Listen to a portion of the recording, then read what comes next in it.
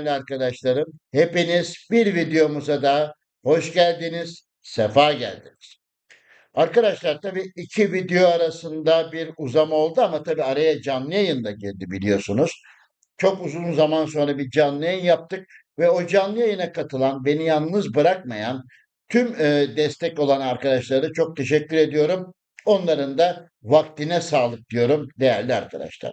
Şimdi aslında canlı yayında da tabii durumdan biraz bahsetmiştim. O yüzden hiç geçen sezon analizine girmeyeceğim.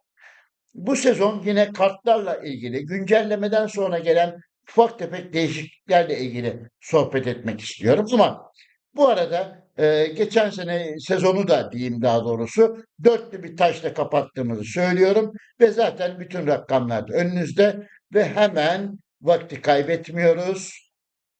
E, Derhal şeye geçiyoruz. Dünya galerisine geçiyoruz.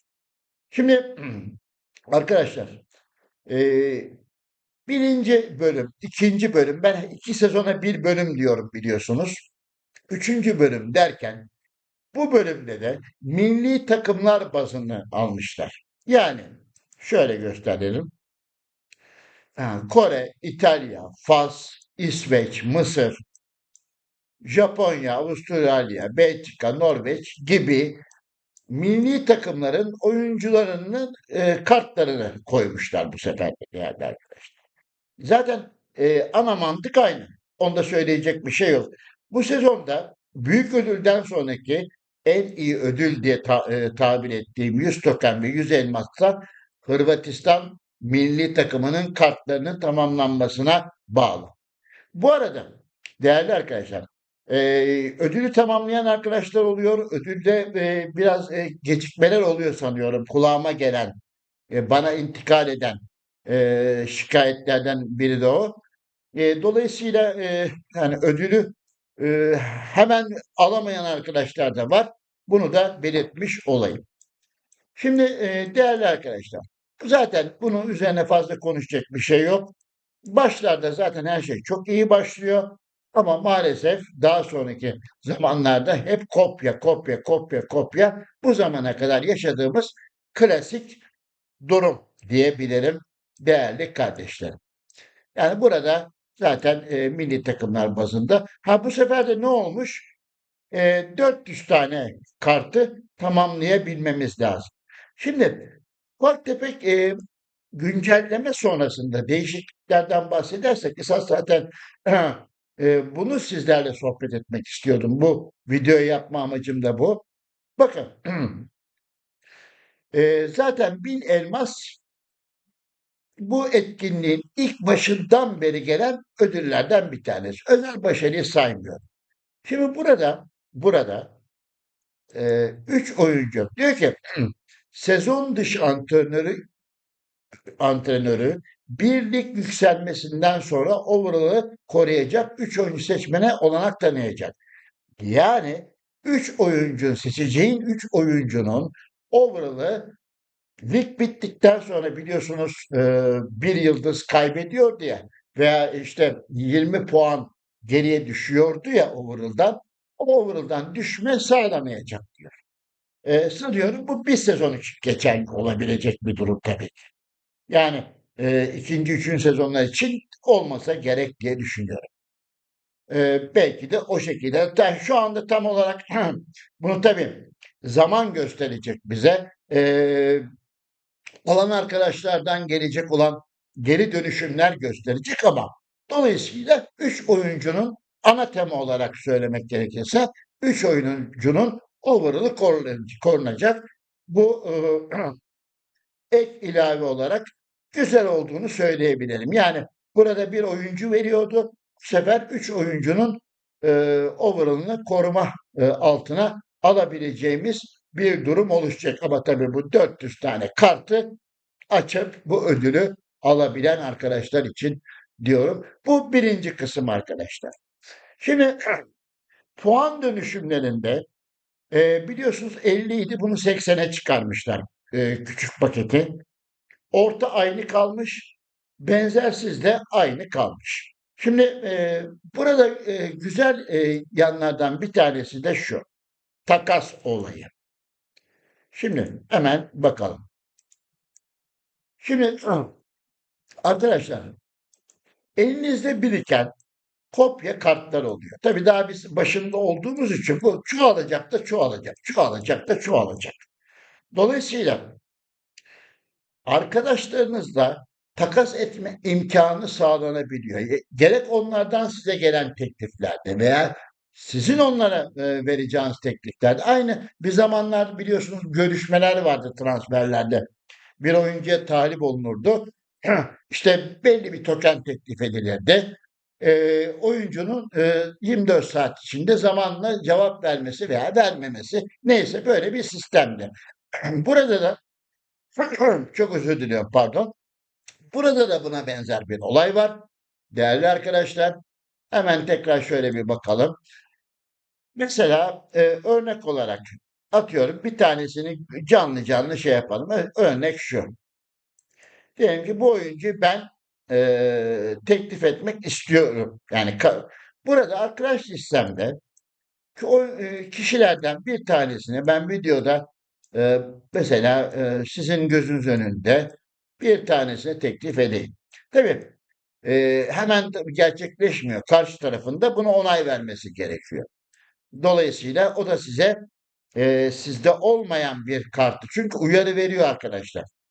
Eğer o kart sizde varsa karşı taraf size teklif ederken bu kartın sizde olduğunun uyarısını da veriyor. Bu da dipnot olarak düşmüş olayım. Yani kim olabilir, kim olabilir, kim o? Mesela bu sezon diyelim ki örnek veriyorum. O aramıza yeni katılan kardeşimize teklif edelim. Diyor ki emin misiniz diyor. Eminiz dedik. Evet. 11 saat 59 dakika yani 12 saatlik karşı tarafa bir pay veriyor arkadaşlar. Bu oyuncu o kabul eder. O da tabii size onun karşılığında elindeki kopya dönüşümlerden bir tanesini verecek. O dönüşümde belki dediğim gibi sizde yıldız olacak. Bu kabul eğer zaten bu teklif ettiğiniz oyuncu onda varsa onu zaten uyarısını size vermiş oluyor. Bir de şöyle bir durum var. En fazla 7 takas tamamlamana izin veriliyor diyor. Yani bunun da bir süresi var arkadaşlar. Yani belli bir zaman aralığında 7 tane takasa izin veriyor. Zaman geçiyor. Yani o sayaç tekrar tekrar birleşenler baştan başlıyor ve tekrar size bir takas imkanı veriyor. Ha bu 7 olur veya 8 olur veya arttırabilirler. Aynı sayıları tutabilirler değerli arkadaşlar. Bu güzel olmuş bence. Yani en azından şu ana kadar iki arkadaşı bana gönderdi. Ben de onlara karşılık olarak gönderdim. Dolayısıyla tabii burada şu unutmamak lazım. Şimdi miktar yükseldi. 400 tane kart bulmanız gerekiyor. Dolayısıyla bu kartı kolaylaştırmak için bu takas olayını da ilaveten ek olarak etkinliğin içine sokmuşlar. Bence kötü değil değerli arkadaşlar. Ama yine söylüyorum. Dolayısıyla Yıldızlar Dünya Galerisi'ni tamamlayabilmek çok zor. Yani hiç kolay değil değerli arkadaşlar. Yani şu ödülleri alabilmek, şu ödülleri alabilmek. Zaten burada önemli olan 1000 tane kırmızı elmas ve bu da tabii ki güzel bir ödül olduğunu düşünüyorum. Tabii bu gerçekleştirdiği zaman yani daha iyi anlayacağız ama güzel bir ödül olduğunu söyleyebilirim. Ha, Takos olayı da ayrıyeten ilaveten şu sayının gitgide biliyorsunuz 175-180 aralığındaydı kart sınırı.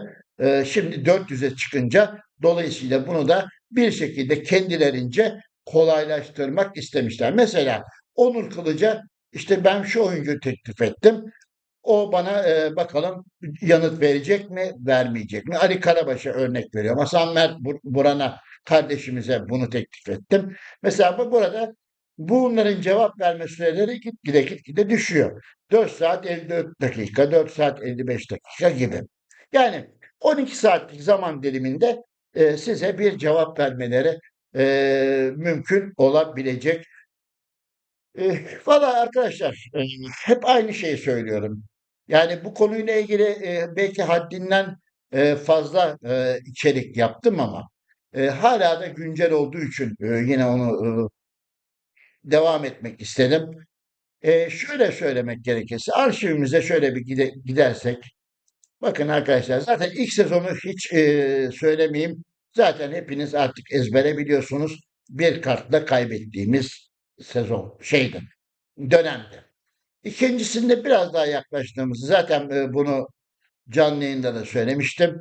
Formalarda da çok geride kaldık arkadaşlar. Yani formalara baktığınız zaman bir evvelkinde böyle hep 10-11, 10-11, 9-11, 10-11, 10-11. Yani böyle birer kartla ucundan döndük diyebilirim. Bir tek şu da 9'a 11 sayısını karşımızda görüyoruz. Arkadaşlar, şimdi getiriyorlar. Yani getirmek zorundalar. Bunu canlı yayında da ifade ettim. E, Yani bir şeylere sür git aynı şekilde devam ederse zaten oyuncular da sıkılırlar. Ya yapılan etkinliklerde, etkinlik içi varyasyonlarda muhakkak değişimler gerekir. Bu sefer de bu sayı tabii 400'e çıkınca, kart toplama sayısı 400'e çıkınca takas kolaylığına, yani oyuncular arasında, arkadaş listesindeki oyuncular arasında bir takas kolaylığını getirmişler. Ödül de biraz bir tanesinde bir değişim yapmışlar. Ee, Bakalım arkadaşlar, bu sezonun sonunda, daha doğrusu bu sezon demeyeyim de gelecek sezon, daha çünkü daha yeni başladık. 53 gün var. Videonun çıkma zamanına göre belki 51-50 olur bu sayı. Dediğim gibi yani bunu zaman içinde göreceğiz. Ne olacak, ne bitecek, önümüzdeki süreç bize neler gösterecek? Bunu da inşallah yine sizler için ekrana taşımak istiyorum. Bakalım, bununla ilgili şimdilik söyleyebileceğim şeyler bunlar. Aklıma gelen şeyler, başka bir şey var mı acaba diye düşünüyorum. Zaten kurallar belli. Kaçıncı dönemdir oynanıyor, kaç sezondur. Aşağı yukarı bu dördüncü olsa aşağı yedinci sezon diyelim biz. 2 sezon sürüyor ya bir tanesi. 7, 8. olacak önümüzdeki sezon. Yani şimdiden de sezonda başarılar diliyorum arkadaşlar hepinize. Hepinizi saygı ve sevgiyle selamlıyorum. Sizler de yorumlara yazın. Nasıl buldunuz yani bu takas özellikle? Tabii ödül için bir şey diyemem. Yani oraya ulaşabilen çok fazla insan yok ama takas için ne diyorsunuz? Şu takas olayı için sizin de görüşünüzü ediyorum. Hepinizi saygı ve sevgiyle tekrar selamlıyorum. Bir başka videoda görüşmek üzere. Hoş kalın, esen kalın.